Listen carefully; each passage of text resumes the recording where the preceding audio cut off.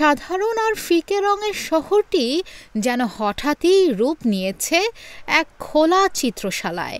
কসোভোর ফেরিজাই শহরে চলছে mural fest ২০২৫, আর তারই অংশ হিসেবে দেশ বিদেশের শিল্পীরা নানা দেয়ালে তুলে ধরছেন রঙিন ছবি, জীবনের গল্প।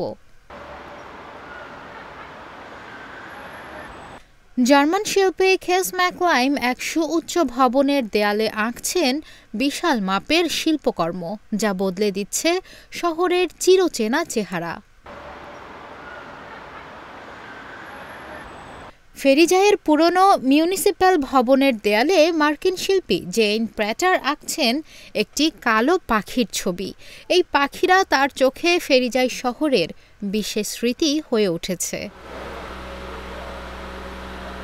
শুধু সৌন্দর্যের জন্যই নয়, শিল্পীদের ভাষায় এই শিল্পকর্মগুলো মানুষকে তাদের শহরের সঙ্গে নতুনভাবে প্রেমে পড়তে শেখায়। মিউরাল ফেস্টের পরিচালক এলজা বেলুলি বলেন, হয়তো শহরটিকে বিকৃত বলা ঠিক হবে না, তবে এটা ছিল অনেকটাই ফিকে, প্রাণহীন।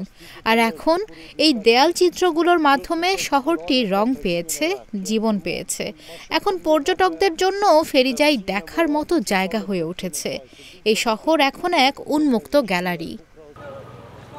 স্থানীয় বাসিন্দারাও এই রঙিন পরিবর্তনে মুগ্ধ।